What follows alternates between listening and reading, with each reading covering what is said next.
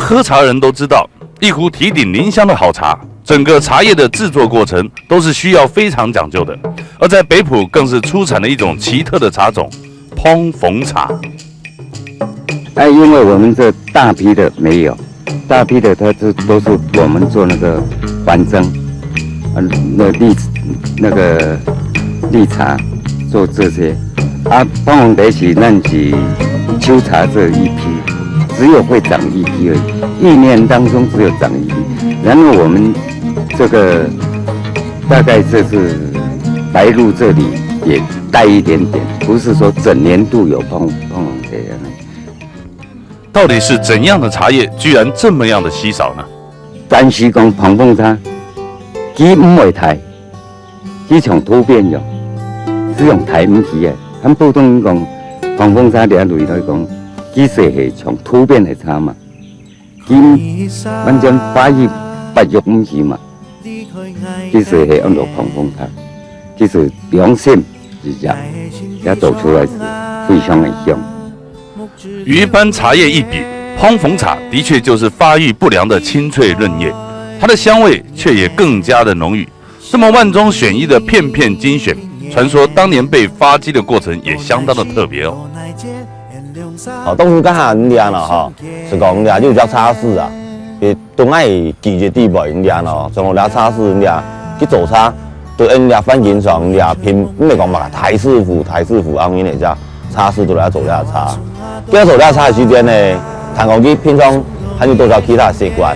像我食豆酒啊，下巴朋友打嘴鼓啊，行業嘅生活嘛，本人是都裝下時間練，全都當慳嘅時間。因為呢，佢都啲請嚟到師傅呢，就到當好嘅茶本機，當好茶本機嘅時間呢，其實練咯唔記得，轉來唔卡做茶，就本嚟茶練咯，搶過以廠嘅時間發酵，你做茶係發酵咁練係對隻茶係清潔當重要。喺發酵搶過嘅時間呢，其實攞嚟茶做出來啊，快啲嘅茶練茶多少別風風浪，風風浪其實大家自己小氣啊，咁做啲茶要馬蓉嘅，出嚟冇因為撈賣啊。就因为一场美丽的错误，让上等嫩叶加上长时间的烘焙，产生了特别独有的好味道。这样的好味道让喝过人都为之心仪，这就是只有到北埔才能喝得到的烹缝茶。咁後來呢，都該到日本時代時間啦，該是因為北部啊，剛係慢慢做咗一種嘅茶，好清秀、好清熟嘅，咁係也是日本嘅總督嘅政府呢，是對台灣辦咗茶葉嘅博覽會啊。茶葉博覽會，喺北部嘅咧係茶葉，那時候唔該博覽會嘛時間呢，聽講啊，熱氣啊，飲起是賣香香嘅啊，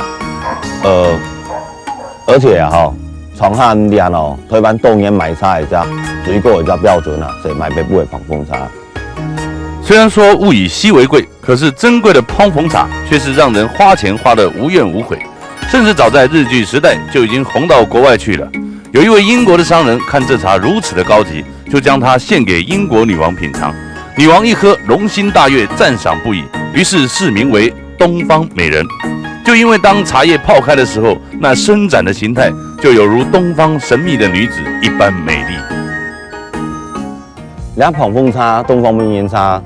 因為你旺旺啲啦，因等於東西要按好啊。台灣來講，是只可能呢隻茶最有英文嘅色彩。最有咩歷史嘅色彩，屬於咩？因這個創作出來的東西哦。但是往往喺感覺上，因為買兩種茶，買當年呢，感覺啲係茶，做啲茶咪做當年呢，聽到幾隻當好隻舞台啊，從啲是講，從一般人其他種嘅茶啊，冇是當然買到兩種嘅好茶，但是我哋是講做隻好好的環境，做啲嘢撈嚟係茶，